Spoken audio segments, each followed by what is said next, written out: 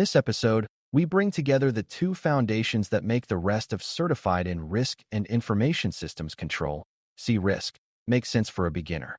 Domains 1 and 2 are where the certification teaches you how an organization understands itself, how it defines responsibility, and how it decides what risk actually means in business terms before anyone tries to respond to it. That is why this review matters so much. If Domain 1 gives you the environment where decisions are made, Domain 2 gives you the discipline for evaluating exposure inside that environment.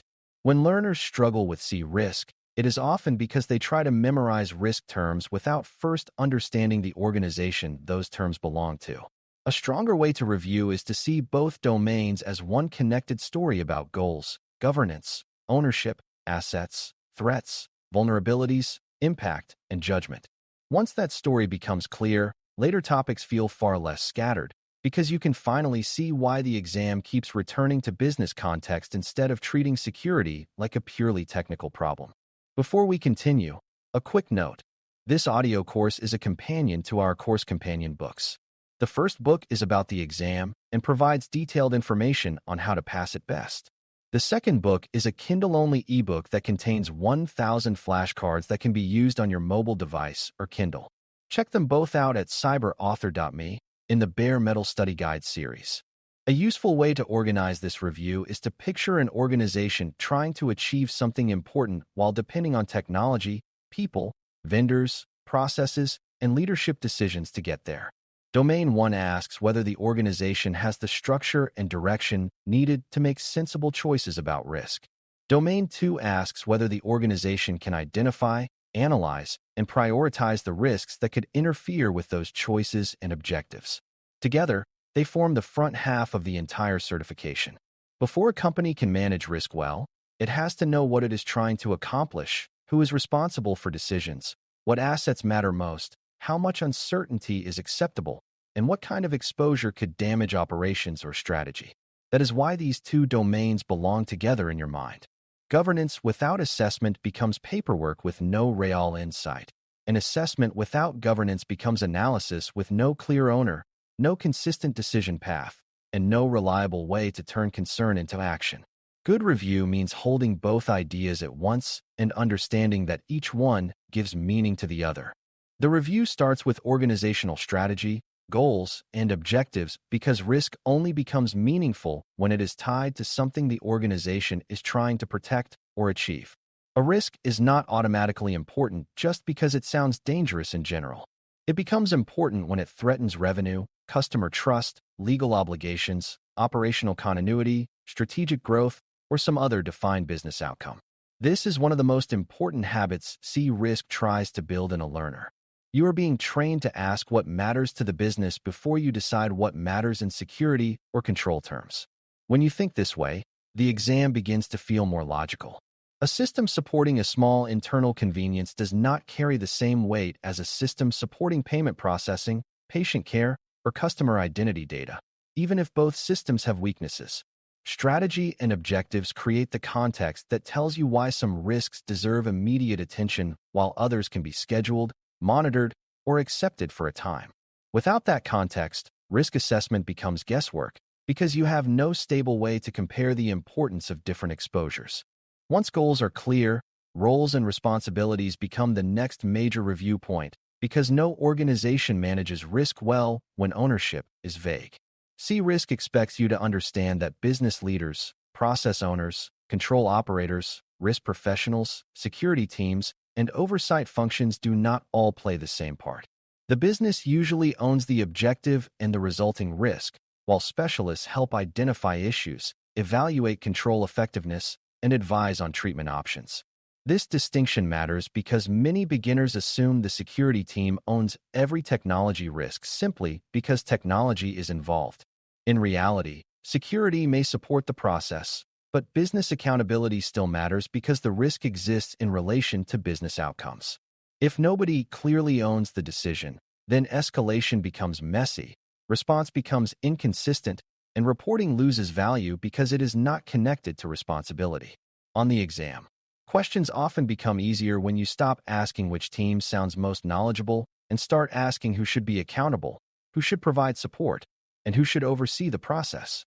Clear structure is not bureaucracy for its own sake. It is how an organization turns concern into action that someone can actually be held responsible for. Organizational culture also deserves real attention during a comprehensive review because it shapes how well governance works in daily practice.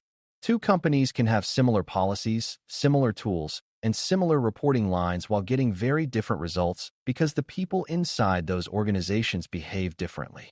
In a healthy culture, employees raise concerns early, managers take ownership seriously, and control requirements are treated as part of responsible business operations. In a weak culture, people hide mistakes, rush around processes, delay escalation, or treat risk discussions like distractions from real work.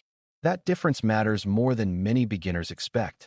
CRISC includes culture because risk management is not only about documentation and analysis. It is also about whether people tell the truth about exposure, follow expectations when pressure rises, and support long-term discipline instead of short-term convenience. A culture that rewards speed at any cost can quietly create risk even when the written framework looks strong. That is why the exam often favors answers that strengthen communication, accountability, and consistent behavior instead of assuming a written policy alone is enough to change how the organization actually operates. Policies and standards are another major piece of Domain 1 because they translate leadership intent into practical expectations that people across the organization can follow. A policy expresses what the organization requires, while a standard usually provides more specific direction about how consistency will be maintained. For review purposes, what matters most is not memorizing administrative definitions in isolation. What matters is understanding why these documents exist and how they support governance. They help create a common baseline for control design, risk decisions, accountability, and acceptable behavior. When they are well written and supported by leadership, they reduce confusion and make it easier to judge whether people are operating within approved boundaries. Business processes matter here as well because risks do not float around in empty space. They affect the actual work the organization performs to create value, deliver services, serve customers, and meet obligations. A control failure inside a process can cause delays, errors, fraud, privacy problems, customer harm, or financial loss, depending on what that process supports. When you connect policies, standards, and processes together, you can see how governance moves from paper into operational reality. Organizational assets are another review anchor because risk assessment depends on knowing what the organization actually needs to protect or manage. Assets include information, applications, infrastructure, devices, people, facilities, intellectual property, vendor relationships, and business capabilities that support mission success. A new learner may hear the word asset and think only of hardware or data, but CRISC pushes you to think more broadly. What matters is not just ownership of an object, but dependence on something that creates value or supports operations. Once that becomes clear, asset criticality starts to make sense.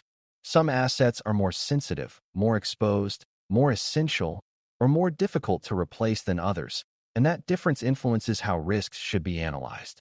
An organization that does not understand its assets will struggle to prioritize properly because it cannot reliably say what is most important or what kind of impact a failure would create. Asset understanding also connects directly to process understanding because assets support processes and processes support objectives. That chain is one of the central ideas behind these domains.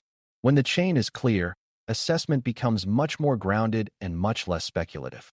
Another major review concept is the broader risk management framework that the organization uses to decide how risk will be identified, analyzed, reported, and overseen over time.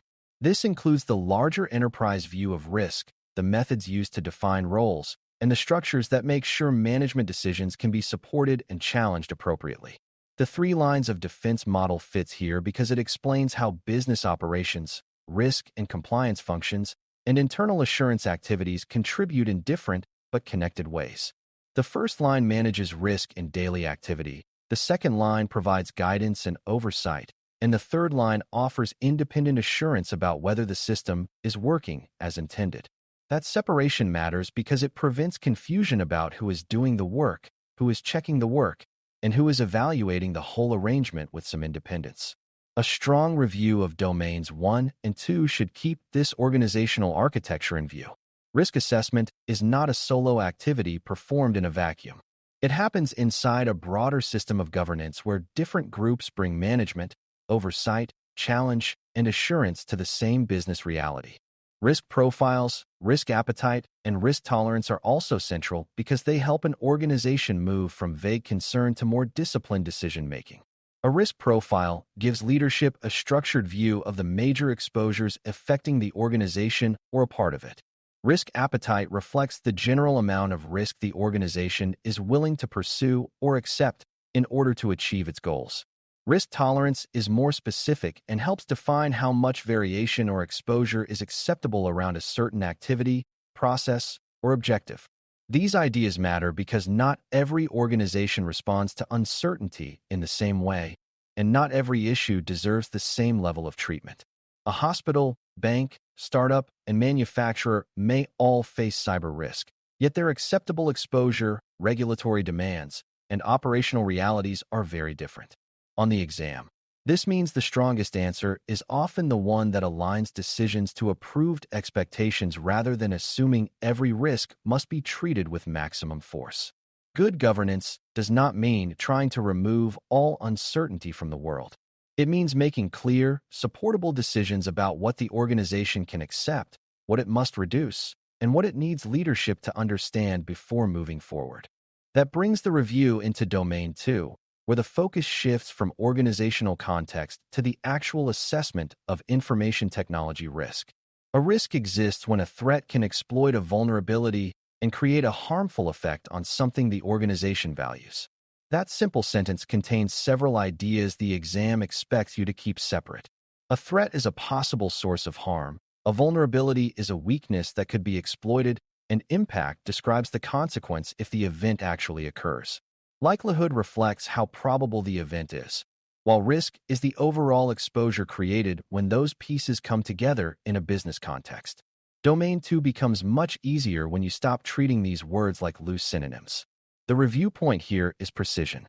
If you confuse the cause, the weakness, the event, and the consequence, your assessment logic becomes blurry. CRISC wants you to reason cleanly. It also wants you to recognize that inherent risk describes exposure before controls are considered, while residual risk reflects what remains after controls and other responses have done their work. That distinction is important because control presence does not erase risk. It changes the level of exposure that remains. Risk identification inside Domain 2 is really the practice of discovering which events and conditions could interfere with objectives, assets, or processes in meaningful ways. This includes looking at internal changes, external threats, system dependencies, vendor issues, process weaknesses, human behavior, and control gaps that could create harm. Beginners sometimes imagine identification as a giant brainstorming exercise where people simply list whatever sounds dangerous.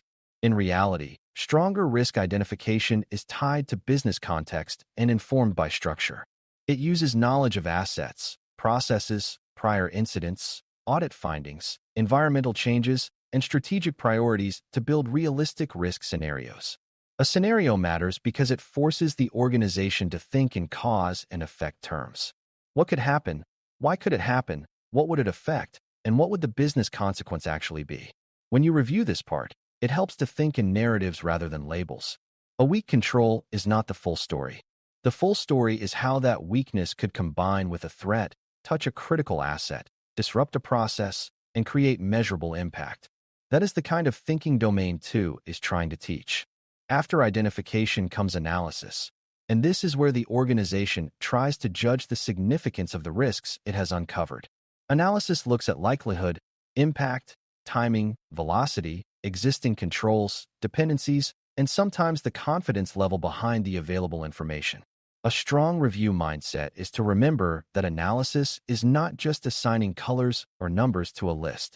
It is the disciplined interpretation of what the exposure means in practical terms. Some risks are unlikely but severe, some are common but manageable, and some matter mainly because of how they combine with other weaknesses across a process or asset set. Existing controls also matter because they influence whether a scenario remains highly exposed, or has already been reduced to a more tolerable level. This is why assessment is never only about the threat itself. It is about the relationship between the threat, the weakness, the asset, the process, and the current control environment. Prioritization naturally follows because organizations have limited attention and limited ability to treat everything at once. The best decisions come from comparing risks through business criticality, regulatory implications, timing, interconnected dependencies, and the degree to which existing controls can be trusted, not from reacting only to whichever threat sounds the scariest. As this review comes together, one of the most important insights is that domains 1 and 2 are really about disciplined understanding before response ever begins. Domain 1 teaches you to understand the organization, its goals, its structure, its culture, its processes, and its risk expectations. Domain 2 teaches you to understand exposure in a way that is specific, analyzable, and useful for decision-making. If either domain is weak, the rest of the certification becomes unstable. An organization with good governance, but poor assessment may look organized while missing its real problems. An organization with energetic assessment but weak governance may know a lot about exposure while still failing to make clear, owned, and supportable decisions. That is why this comprehensive review matters so much. It reminds you that good risk work starts with context and clarity. For exam purposes, it also gives you a powerful reading strategy. When a question feels difficult, ask yourself whether the issue is really about business context, ownership, assets, appetite, likelihood, impact, control understanding, or prioritization. Very often, the answer becomes clearer once you locate which part of the larger story the question is actually testing. By the end of this review, the big picture should feel more unified than it did when these concepts first appeared as separate topics. Certified in Risk and Information Systems Control asks you to think like a professional who can connect business purpose to governance, governance to assessment, assessment to prioritization, and prioritization to future action. Domains 1 and 2 are where that mindset is built. They teach you that risk has to be understood in relation to objectives, that ownership matters, that culture affects honesty and discipline, that policies and standards create consistency, that processes and assets give risk its real shape, and that assessment turns concern into usable decision support. If you carry that connected view into the exam, you will be much less likely to get lost in narrow wording or attracted to answers that sound strong but ignore context. These two domains are the foundation under everything that follows. And once they are clear, the rest of the certification feels far more manageable because you can finally see how the organization, the exposure, and the decision all belong to the same story. Thanks for listening. For more audio courses, daily newsletters, and more, please visit baremetalcyber.com.